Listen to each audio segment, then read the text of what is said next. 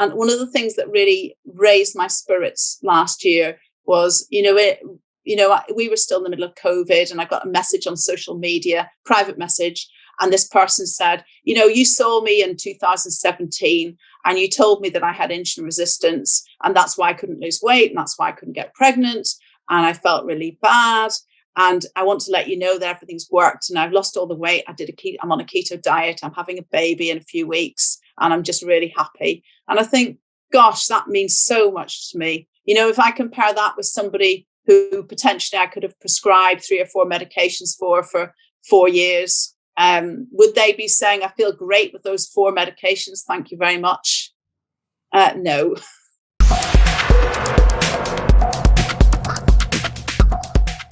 Okay, good morning, everybody. We have Dr. McCormack in here. Dr. McCormack, give me just a moment. I'm going to unmute you so we'll be able to just not have a lot of extra background noise. So yeah, there you go. Good morning. Welcome. Can you hear me okay? Hi there. Good morning to you all. And thanks so much for having me on the podcast.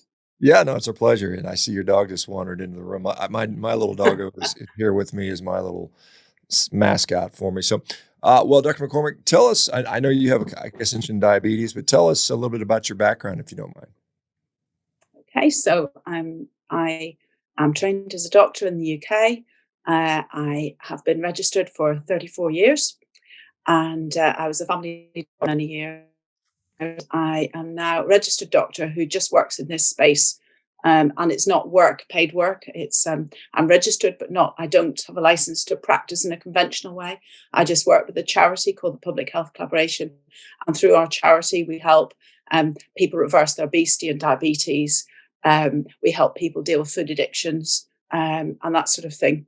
And we champion real food eating. We don't specifically champion carnivore, but we support it. And quite a few of our members are carnivore. Yeah, interesting. And I think I've run into a number of people that are associated with the same organization, Public Health Collaboration, I guess is what it is. Yeah. PHC UK, right? If that's yeah, that's right. Yeah. That's right. David Unwin's the most famous doctor who does it, and Asim Malhotra, those two. Yeah, I've met both of those folks in person, and David's wife, Jen, we interviewed a little while ago, and I've interviewed David before and Asim many times. And so, where are you in the UK? Are you proximate to those guys? I know David's out in a little, I don't know what time. I'm going to visit the UK in August, and probably just around London and some of that. So I'll get to see a little bit of that area, but I'm not particularly familiar with the area. What part are you in? So I'm in the northwest near Manchester and Liverpool, which are famous for their football, soccer. And it's about, in train times, it's about an hour and 3/4 from London north. Okay. Yeah. Nice. So I'm quite near David, but we do a lot of stuff online. So a lot of our communications via Zoom. We're not in a small geographical area. We're spread over the whole of the UK. So we have an annual conference where we all get together in person, but a lot of our work is done on Zoom. So it doesn't matter if we live in far-flung places in the UK. David's relatively near me by road. He's about 40, 50 minutes away. And Asim is more London-based. So, he's a bit further away. Jen, of course, Jen, who does all the work with sugar addiction. She's also, she's married to David, so she's similar distance away. Yeah, I would assume so. But what drove you into this space? You said you were, practicing GP for 13 years, and I was a standard family doctor, and one day I was driving around doing my home visits, and I heard a professor from the United States talking about how children were having liver transplants because their diet was so poor. And he was saying that these children with fatty liver were getting it from sweet foods rather than fatty foods. His name was Professor Robert Lustig, and you will have all heard of him. Yep. But that was my first encounter with Dr. Lustig in about 2013. And it really set me thinking, because in Britain, we don't have such and we do have a problem with obesity, but it's several years behind that of the States. And I'd never seen a child who'd had a liver transplant through obesity. And it really stopped me in my tracks. And then following that, I started reading and looking at a lot of YouTube videos and thinking about nutrition. And I also encountered, the work of the Grain Brain doctor, Dr. David Perlmutter. And he was advocating a similar sort of diet with a lot less sugar, real food, trying to concentrate on the lower carbs. Neither of them advocated a carnivore diet. My encounter with that came later.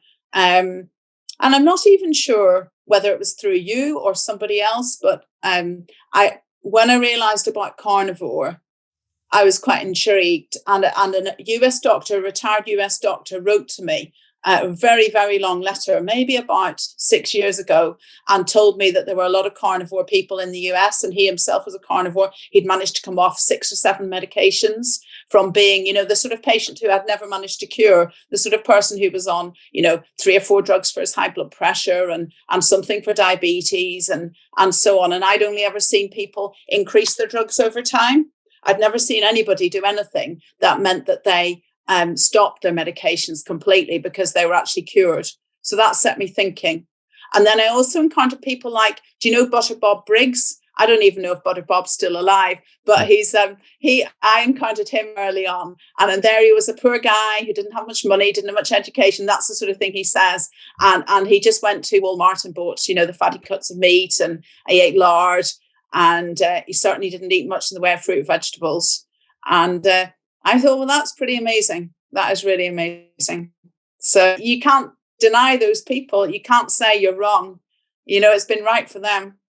Yeah, it's interesting. I do remember Butter Bob Briggs. And in fact, when I was practicing orthopedics several years back, I was actually referring some patients to some of his videos, as I remember it. I just thought it was just a really pleasant, funny guy that clearly had dramatically improved his health, and you can't really deny the results. So as far as your day-to-day practice, so you're not doing the standard GP stuff anymore at all. Are you 100%? No. That? Yeah, so it's interesting, really. I was reading the start of your book. I haven't read all of it, but I know I will. It's very readable, I must say. And you were talking about how in your orthopedic clinic you gave out leaflets after leaflets, and you had to keep on public printing more to give out to people. And so I was that sort of family doctor who gave out leaflet upon leaflet upon leaflet. And I never got into trouble with the authorities, although I probably sailed a bit close to the wind. And occasional patients were really offended because they didn't want lifestyle advice. So I'd obviously got it wrong. I thought they did. And I got the occasional complaint, whereas I was a doctor who went for, I don't know how many years, 25 years with not a single complaint. I got an occasional person who was offended because I tackled them about their lifestyle. But that said, nothing bad came of it. It was just more, I'm cross, and I didn't want to hear about that. And I'd say, well, I'm sorry, I misunderstood. But I find it very difficult to fit into. We've only got 10 minutes with a patient. That's all we have. I find that very difficult to fit in lifestyle advice and to do it effectively. And maybe that was part of the trouble. So I started group sessions. Before COVID started, I was running quite a lot of group sessions. And there's a guy in our town who, our town is outside Manchester. It's got 200,000 people. So there's a guy in our town who'd lost, I think, half his body weight and on one meal a day, mostly meat. And he helped me run these groups. And at the time we had about, between him and me, maybe we had about 16 groups a month, something like that. And we ran groups in village halls and on back of churches and doctor surgeries and all this sort of thing. Try and get the light right. That's better. And it was going really well. And then COVID happened. And so everything shut down. And since then, we've been doing groups online.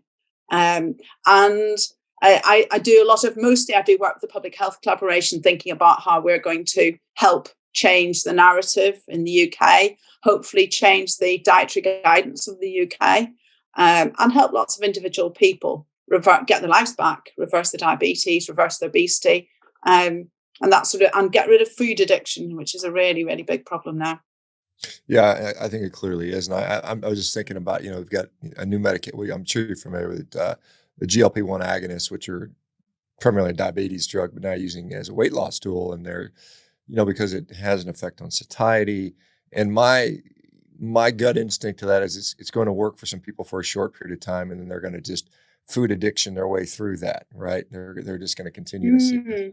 So it'll make whoever's a manufacturer for Victoza or whatever X billions of dollars, and it'll be just people pushed down the road a few years. But what? So you said your goal is to get people off food addiction, get them off diabetes drugs, lose weight. Are you having success with that? Because I like to talk about the results. Have you been able to manage to do that? Yeah, I think at first, I had some great successes, really amazing. Even people I'd hardly met, because a lot of people in my practice started talking about it to their friends and relatives, and they would do it. And I remember this guy came in who was a diabetic on insulin. And he came in for another reason, but on the way out the door, he said, "I'm doing your diet, doc." And I was like, "It's not a diet. It's not really mine. I can't claim it's mine." And he was following a low carb lifestyle, and he'd heard about it from his wife who had seen me. And he was saying, "It's fabulous. I'm on 1/3 of my insulin. 1/3." He said, "My control's better than ever." He said, "My consultant's really pleased with me. And I'm really pleased. I feel great. And thanks very much." And I was thinking, I haven't even met this guy until I hadn't even told him about what I sort of advocated. And I thought that was just really amazing. Treflin, one of our, who's the volunteer in Warrington, he came up to me, he found where I lived and said he'd like to help me run groups. So Treflin, this guy went from 21 stone, you can work that out in pounds, that's quite a lot, isn't it? Down to 10.5 stone, probably in 2017. And he wanted to help other people do it. He tried all sorts of diets. He wasn't diabetic, but he had struggled with his weight. And he found 1 meal a day helpful in the way that people find carnivore helpful. It helps food addiction. If you don't eat any of those addictive things, well, you're not going to overeat them. And he's been down at that sort of 10.5 stone level for a long time. So, I think the people it doesn't work with, because I run a WhatsApp group now, I think the people who it works with for a while and then they relapse, they've often got a food addiction problem, and they need a way to tackle that. So that's a difficult thing, because food addiction is not recognized as a medical problem. Alcohol addiction is, drug addiction is, gambling is, but not food addiction. And a lot of people have got food addiction. And it's not just to processed food, like a lot of people could say, "Oh, I'm addicted to," it could be cereals. Like you have Twinkies, we have Crave. There are lots of different sugary cereals that people are addicted to. And I noticed a few years ago, somebody even just set up a restaurant serving sugary cereals in the UK, just playing to people's addictions. So, So anyway, that's we see a lot of success, but we're always intrigued by when people don't succeed, or they succeed for a while and then relapse. What's caused the relapse? What can they learn from it? What can we learn from it?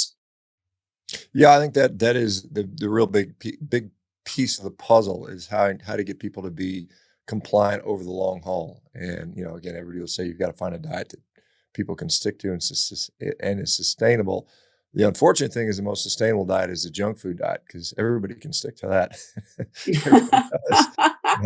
That's I think I've actually got over that. It is a message of hope for all you guys out there, anybody who is addicted to junk food. It doesn't have a hold over me anymore. I'd never feel tempted to go and buy a sweet chocolate bar or like a bag of crisps, what we call crisps, or Pringles. That's like I don't know if you have those in the US, but we have them here. They're like a sort of potato type snack. I'm not sure they've got potatoes in them. They might do. But I would have eaten a lot of that sort of rubbish. No, there can be ice cream in our freezer. It's like, fine. It's not. I wouldn't be tempted at all, even though they are nice. I know that they are a good brand of ice creams, but I don't eat them. Yep, we're having a little bit of a signal interruption. I know you had mentioned that you'd heard the work of Dr. Robert Lustig, and was concerned about fatty liver. Did you because you're alluding to the fact, did you yourself have issues with food addiction or health issues yourself that you solved through diet? So I wasn't very unhealthy, but I was born with eczema. And one of your people on your Revero community her mother said she was born with eczema. So I was born with eczema. And so through my childhood, I used to go to the doctor a lot with eczema, and I would have Betnovate, which isn't used much these days for kids. It's thought to be, like very strong product. But I used Betnovate, and I had really sore sort of backs of my legs, backs of my arms through the winter. And so I had all that, and I got a bit of asthma, and I got a bit of IBS, and I gradually, like a lot of people, I put on weight, but not enormous, not an awful lot, but a bit. I was probably 2 stone overweight. And it was always a puzzle to me why some people were overweight and some people weren't. And I never bought that idea that overweight people ate more. I just didn't, because I had 2 grandmothers, and one was skinny and one was fat. And it seemed to me they ate the same amount of stuff. And one of them became the overweight one became diabetic, and the underweight one got cancer. And, that was very sad. But I never bought the idea that overweight people ate more and exercised less. I just didn't. And maybe that helped me deal with patients, because I'd say, so what's your diet like? What do you think of it? What do you enjoy? That sort of thing. So it was always a puzzle. So when Robert Lustig said the problem is sugar rather than fat, I thought, that's an intriguing idea. I'd never really thought of that. And then when David Perlmutter said, went through all the problems of grains and your blood sugar and insulin, and then obviously other doctors have as well, talked about insulin resistance and the insulin resistance model of obesity, I thought, well, that actually makes a lot more sense to me. And then all the stuff about the microbiome is another aspect to it, isn't it? And then the food addiction aspect is another angle to take it from. But it was never about calories in, calories out. And I never really believed that, but I didn't know what it was about, if you know what I mean. I just thought it's a complete mystery to me why some people get overweight. Some people do, some people don't. And the only people, until about 2014, the only people I saw who lost weight were people who had got the jaws wired, or had stomach stapling, or some sort of obesity operation, some sort of bariatric surgery.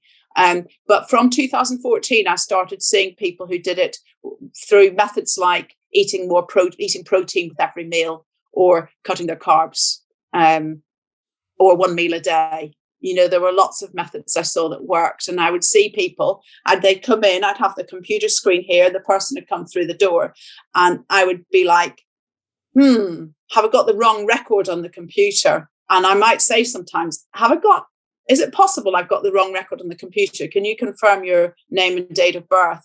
And instead of giving me the name and date of birth, they'd say it's probably me, but I've lost 10 stone. 10 stone. Yeah, that's a lot. Yeah.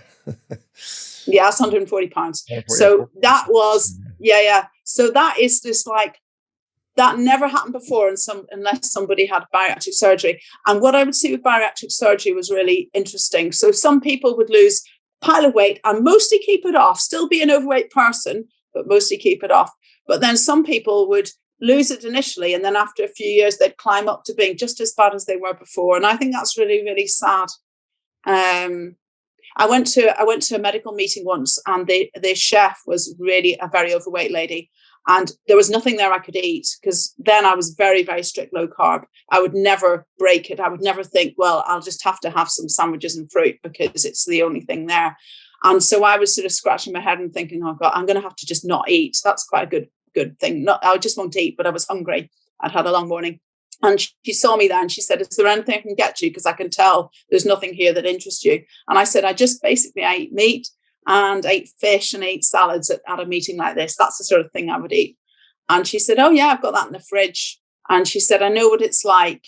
And I was like, okay. And she said, well, I had bariatric surgery 6 years ago. And I was thinking, oh gosh, I felt really sorry for her, because I thought, well, she's obviously got problems with what she can eat now, and it hasn't really worked for her. And that's a real shame. But she was a lovely lady, and she brought me, she had meat and salads there, just very simple food.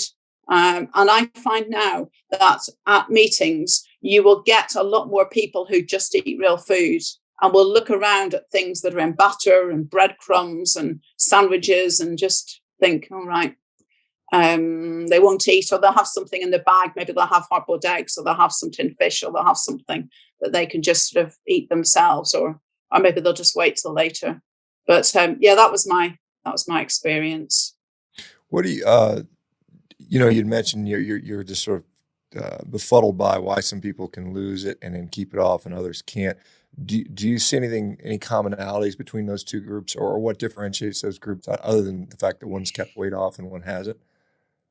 You see, when I was looking at my two grandmas, and that'd be back in sort of 1970 or something, looking back, I didn't really see any difference between what they ate.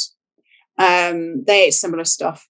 They ate sweets, as in candy. They ate lots of real food, because back in those days, grandmas made real food. They didn't eat Findus crispy pancakes or whatever, or tins of soup particularly. They would make their own. So, but now I notice in my WhatsApp group, the people who fall off the wagon tend to be people who haven't addressed some sort of addiction to something, whether it's alcohol or cheese, or they'll go out to a party or a dinner and think, oh, there's nothing I can eat here, so I'll eat whatever there is, rather than I'll just wait.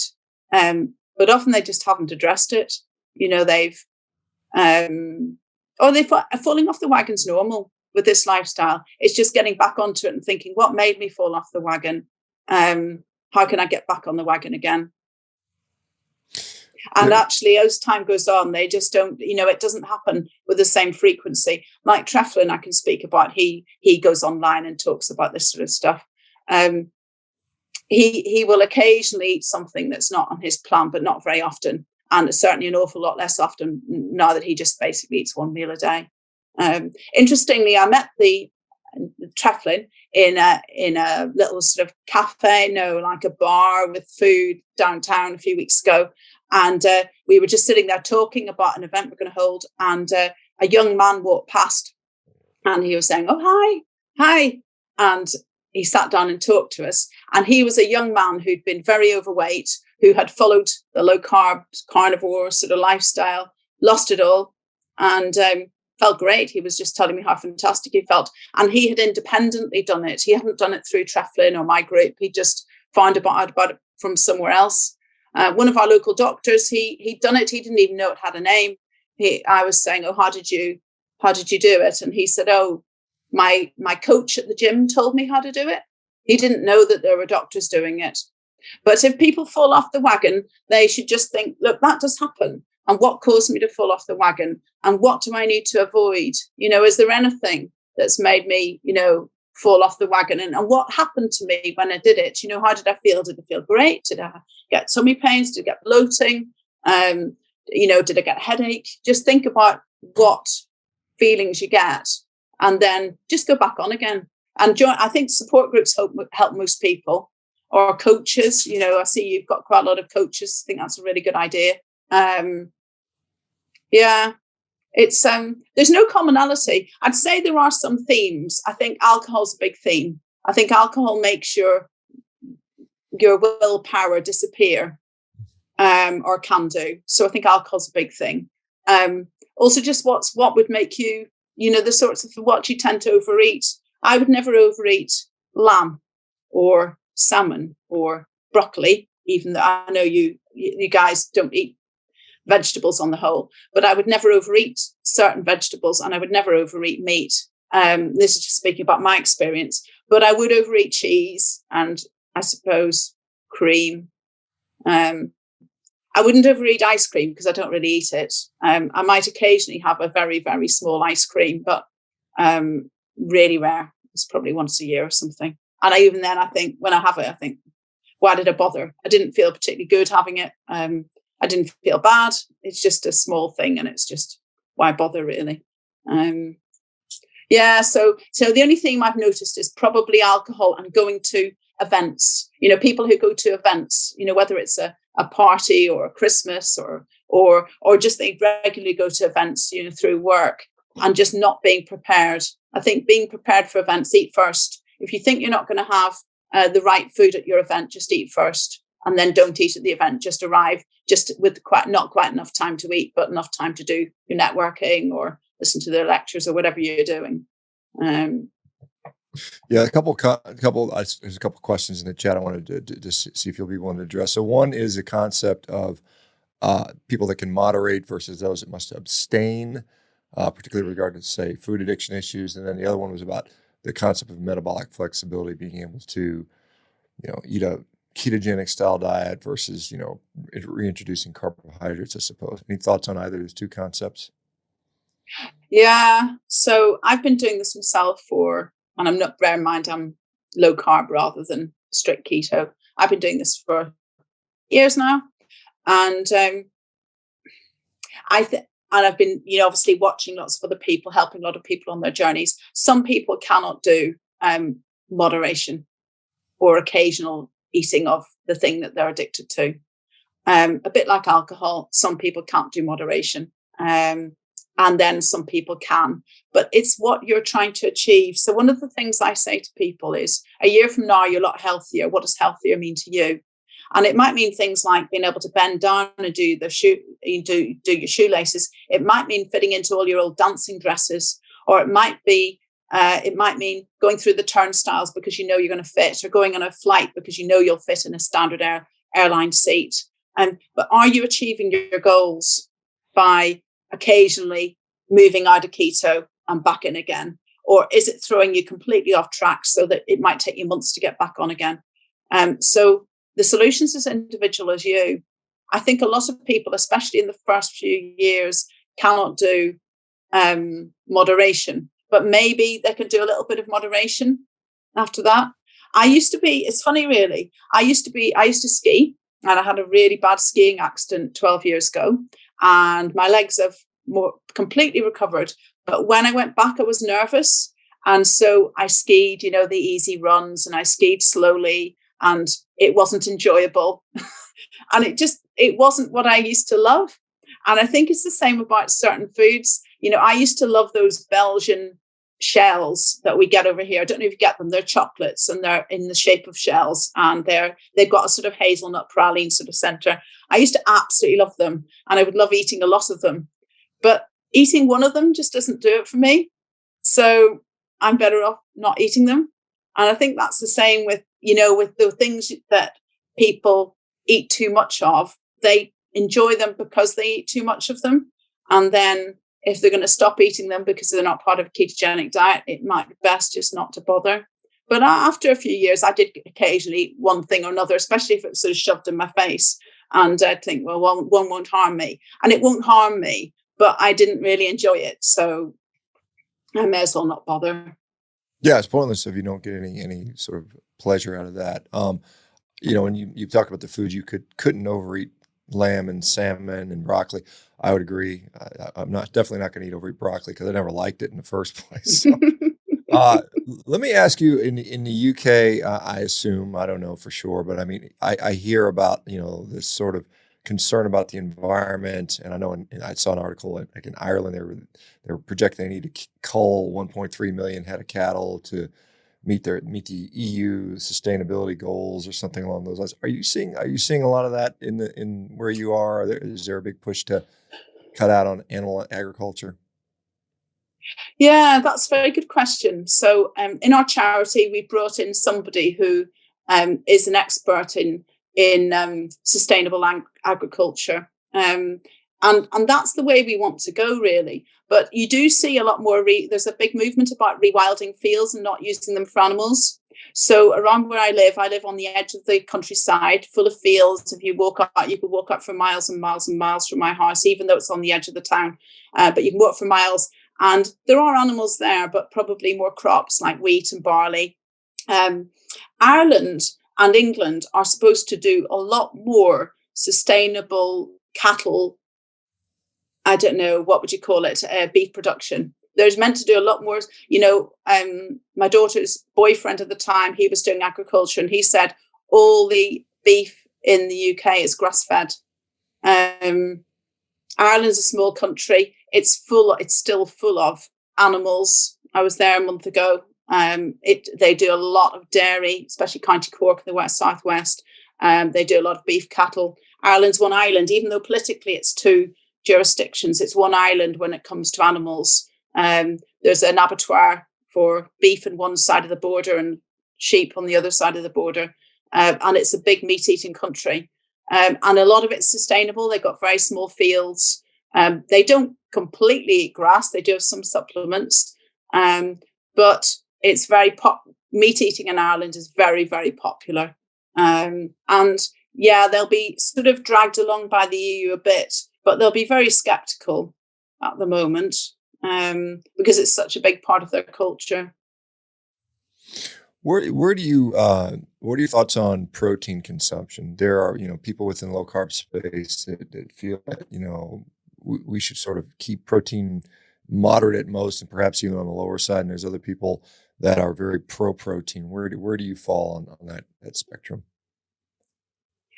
Yeah, so that's very interesting. So I was introduced to this probably by David Perlmutter, who at the time in his Grain Brain book talked about having this sort of protein as like quite a small, like almost like the garnish on a plate and a whole plate of vegetables. But protein is very satiating, isn't it? I've become aware over the last few years that a lot of people are really maximizing the protein or trying to increase the protein and not trying to keep it to a minimum. I tend to work with people according to their preferences and their biases. So if somebody was a vegetarian, I'd urge them to eat real food and to have the lower carb vegetable meals. And if somebody was meat eating and they didn't like vegetables, I would go with that and think, well, let's see how that works for you. So I don't have any strong opinions, but I think that initial idea of having lots of vegetables and a small amount of protein isn't necessary, if you know what I mean. I think you can be a healthy person and have a lot more protein and a lot less veg. Yeah, I would agree. Clearly. Obviously, yeah. I would yeah. I'm doing, but where as far as a public health collaboration, what is the outlook for that? Are you getting traction within sort of the mainstream NHS, or how do you guys interact with those folks? Yeah, that's a very good question. So we have a program called TLC, which stands for the Lifestyle Club, and it is a real food, low carb way of eating to attempt to reverse diabetes and obesity. And our doctors and nurses and nutritionists work within the NHS, and where they can, they bring the program into the NHS. So the idea that we have is to save the NHS money. The challenges we have are many. There are politicians, there are people in the health service who have achieved their health goals through this way of living, and they don't want to talk about it publicly. They don't want to make it a public thing. So we feel that we are moving softly with the TLC. We are doing research about food addiction. Jen Unwin is heading that up, and particularly sugar addiction and processed food addiction. So that research is going to be published, and then maybe that program will be adopted by the NHS. And then we've also got a program called Collaboration for Kids, which is about persuading teachers, parents, other caregivers to avoid giving children processed food and to give them real food to help them grow and develop. So that's it. You'll know that Asim Malhotra does a lot of work networking with people and advocating, and so does David Unwin. They've been into our House of Lords more than once, and they have. We've had politicians. We've certainly had one politician along to our annual conference. We may be getting more, obviously, over time.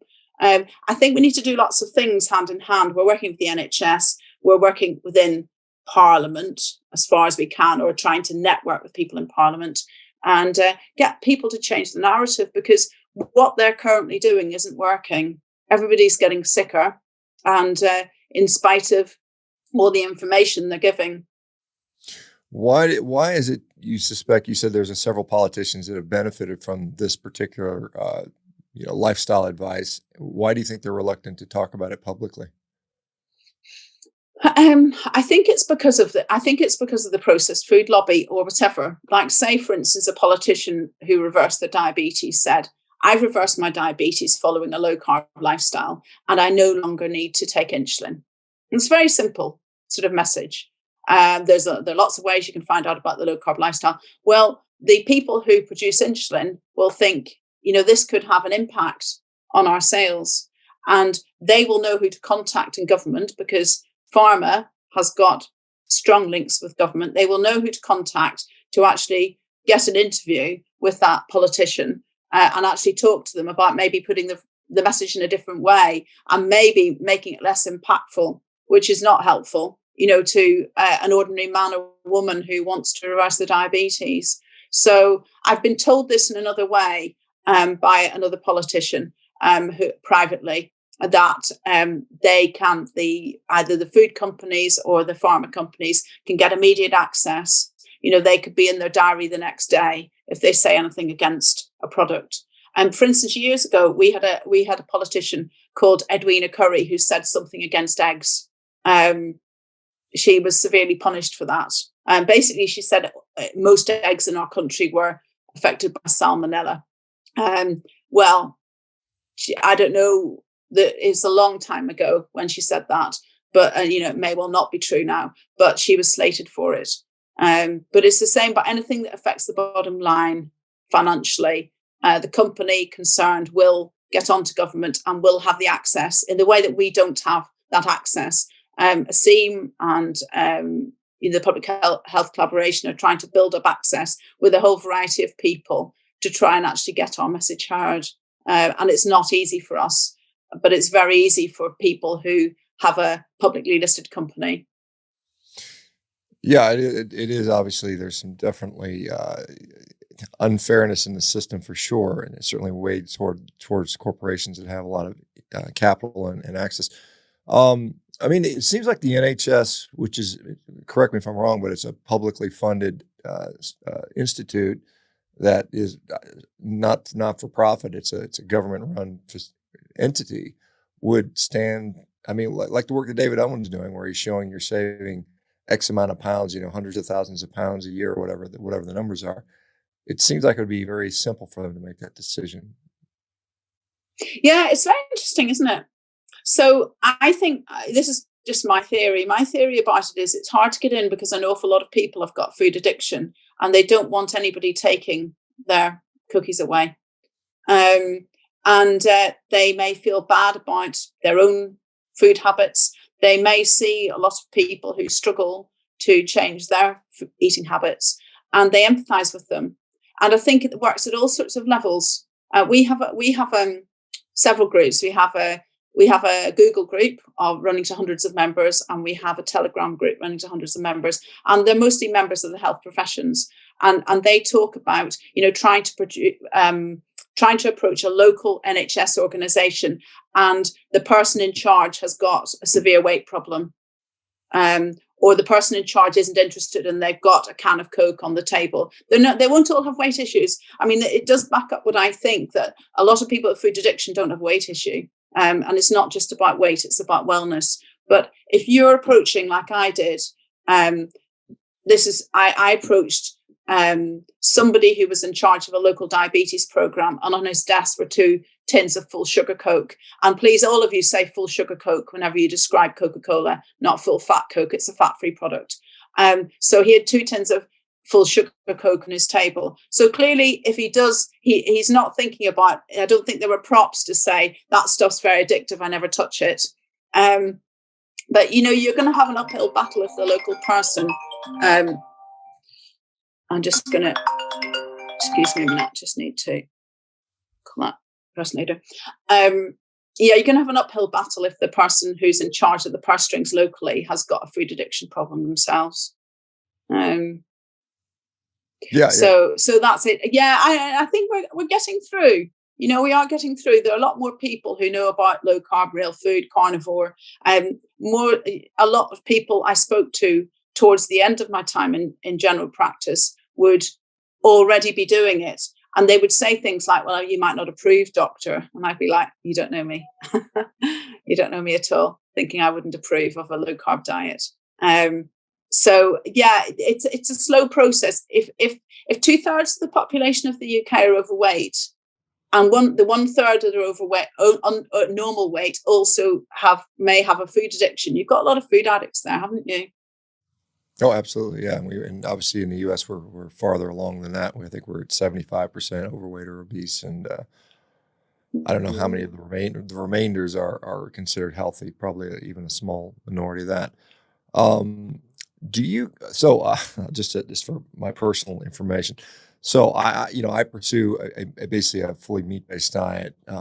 When I come to London in August, what should I get that's uniquely from the UK that I might not have access to in the US that is kind of Uh, there? Anything you recommend? uh, I heard one really unusual one the other day. So, have you heard of Hester Blumenthal? He's a quite a wacky chef.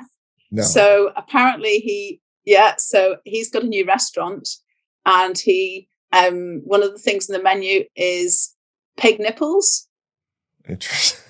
and apparently they're very crunchy. They're like he was on a radio program, and they're very crunchy. They're like pork scratchings. Do you call them pork scratchings?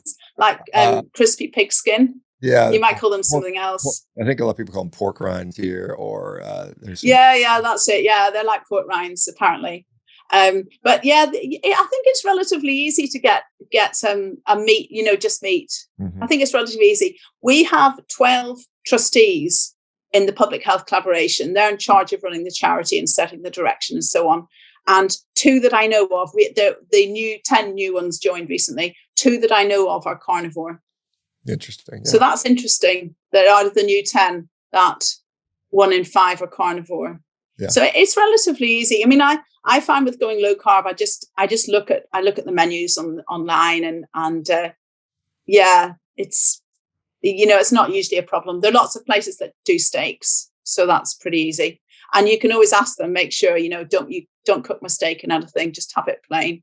You don't be putting any flour on it or whatever. Yeah, I guess, I mean, the lamb is, in theory, fairly good there, correct? I'm told. Oh yeah, no, we're big on lamb. We like lamb. I've got a freezer full of lamb at the moment. My friend has a farm next door, and they just do 6 sheep a year, and I got half of one, so that's really nice. Very small farming, but yeah, no, there'll be plenty of lamb at this time of year. It'd be good. And not so big on pork. I think Denmark's better for pork, but plenty of beef, plenty of lamb. What, as far as, you said you decided I just stepped away from my standard practice and doing everything voluntarily. Is it not possible to do what you do and get paid to do that at this point? Yeah, that's a good question. So my husband became ill, and we had COVID, as in like all the work changed. And so the sort of work I would have done would have been nights, and just basically single problem medicine really, or multiple problem medicine, but it definitely acute medicine. And because my husband was ill, I decided to stop and just reassess my life and what I do.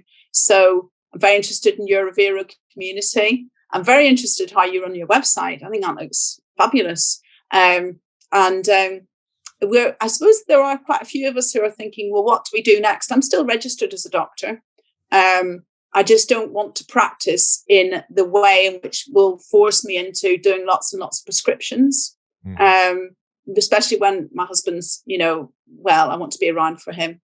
But I'm just going to see what happens, explore different avenues. And I don't think I can do it with the 10 minutes. With the 10 minutes, it's just very short.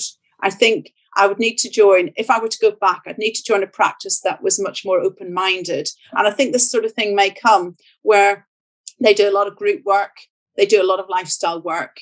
There's the 10-minute thing is just ridiculous. And countless, I think a lot of people spend maybe an hour or two just signing prescriptions. So each time you sign one, you're thinking, about the side effects, and you're looking up the blood results, and you're thinking about whether they need to come in for review. And you would have, I don't know, hundreds of them, it felt like. So it wasn't really possible to practice the way I wanted to practice. And then added to that, we had COVID, and the medical centres were all shut down anyway. Everything was done on Zoom. How much, because you mentioned the 10-minute thing is kind of ridiculous, and I agree. I mean, you really can't provide any significant real care to people in that short of time. And, you could just replace all the physicians with, pill dispensers and just, you know, go on from there. And I think some people like that. I think there's some people like to see an automatic, prescription service. Do you, do you feel more sort of enjoyment with what you're doing now compared to sort of the grind of just constantly seeing people maybe not getting better? I don't know. I don't know what your practice is. Yeah, How do you compare now definitely. to I mean, I definitely do. If I think about, say, because you don't know the impact of what you've said. You don't know if people go away and actually change and never have time to go back and tell you about it.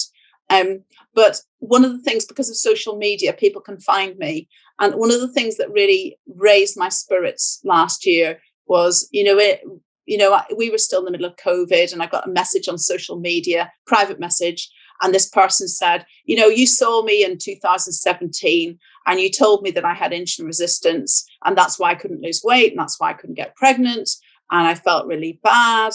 And I want to let you know that everything's worked and I've lost all the weight. I'm on a keto diet. I'm having a baby in a few weeks and I'm just really happy. And I think, gosh, that means so much to me. If I compare that with somebody who potentially I could have prescribed 3 or 4 medications for 4 years, would they be saying, I feel great with those 4 medications, thank you very much?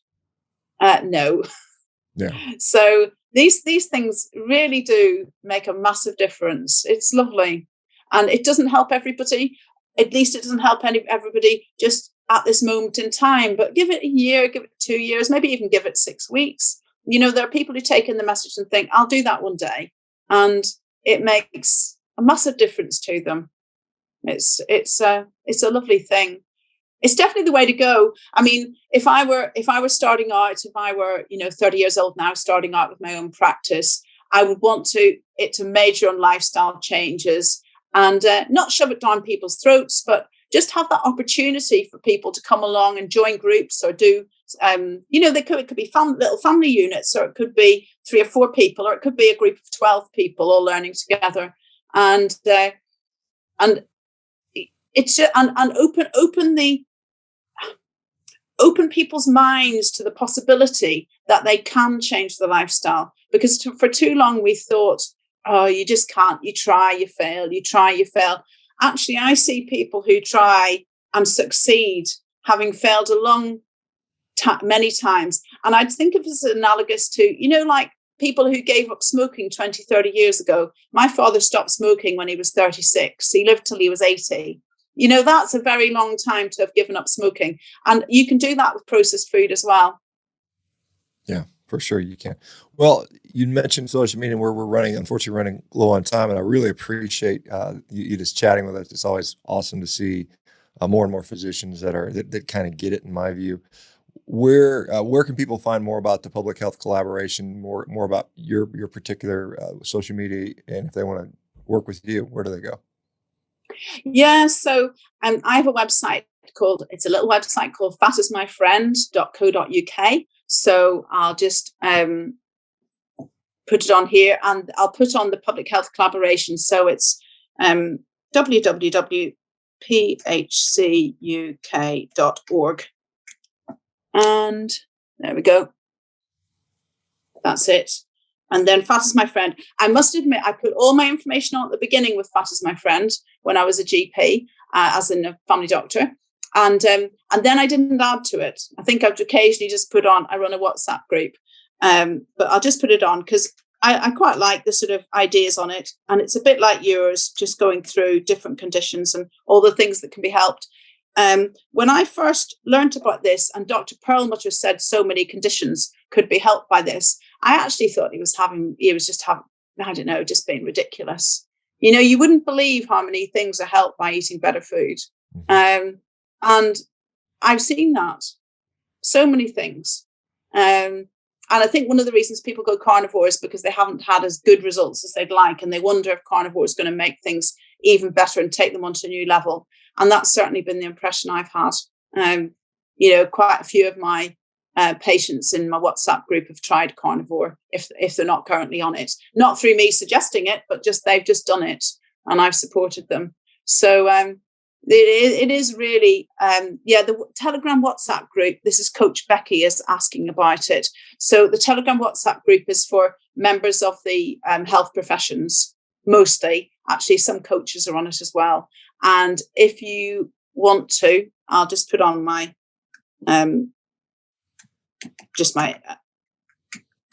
email. And then I can always link you up. I'll just make sure I've typed it right. Yeah, there you go. Yeah. So that's it. Thanks so much for having me on the podcast. Yeah, likewise. Thank you so much for keep doing what you're doing, and we'll maybe check in on you down the road and see, and say hi to all the folks, Asim and David and Jen and the rest of the folks at the PHC if you get a chance. And thank you so much. Have a great day or great evening. I will do, and have a great time when you come over in August. Yeah, and I'm going to sign up to your 30 days free, actually. Good. Just so I can find out more. Awesome. So thanks very much. Okay. Bye now. Bye everybody. See you later. Bye.